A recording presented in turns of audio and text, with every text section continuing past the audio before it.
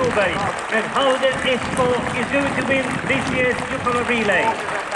Halden Esko. Vendula Kletsova, Ida-Marie Näsbjörgul, Marie Fasting, Anne-Margret Hausken Norberg. These together from 6th place in the first leg.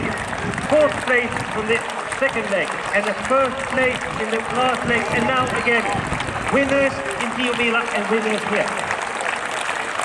Voittaja vuonna 2012 Venlojen viestissä. Halden Esko, Vendula Klehova, Ida-Marie Näsbjörgul, Marie Hasting, Anne-Margrethe Hausken Norberg.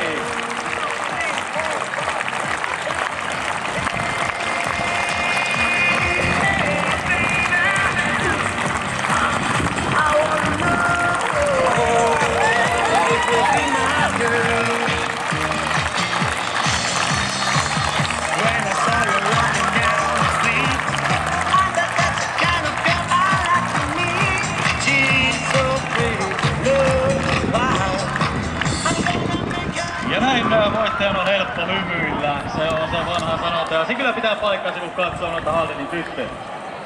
Kyllä vain onnittelut myöskin täältä kuuluttamosta. Halden Esko, tämänvuotinen Venlojen viestin voitto. And with the way they did it in, with Halden in a 6th place in the first leg, 4th place and 1st place in the 3rd leg, and now a winner. And we have the second team already about to come. And Paimion Rasti is the one. Ja näin siellä tilalla on sitten Inga Dampe. Paimion Rasti on tulossa toisena maaliin Venlojen viestissä vuonna 2012. Joukkueella Salla Fagerud, Ron Königssalmi, Katri Lindekvist, Inga Dampe. And the number 3 team is already on the finishing line. Uko Panorhus also with Maja Alm about half a minute behind Paimion Rasti.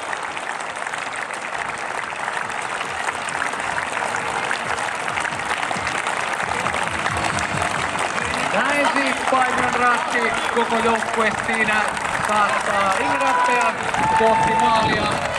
Ja siellä piiritti hienosti liehuu Katri Lindekvistin kädessä.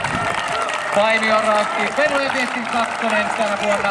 Viime vuoden sija 18 paranee roppakaupalla. Onnittelut Salla Fagerud, Ronny Königssalmi, Katri Lindekvist ja Inga Dampe. And the second place thus for Paimion Rasti, the best Finnish team today. And the Norwegian team, of course Halden, the best one, and the best Danish team today, and the best Danish team forever. Uko Panorhus, what a transfer time. 54th place last year, now 3rd. Ja maaliin kolmas joukkue. Uko Panorhus, Mitra Neujum, Signe Kintil, Ida Puupa, Maja. Näin loistava sijoitus myös Panorhusille, historian paras tanskalaisjoukkueen sijoitus Venlojen viestissä. Onnittelut täältä kuuluttamosta.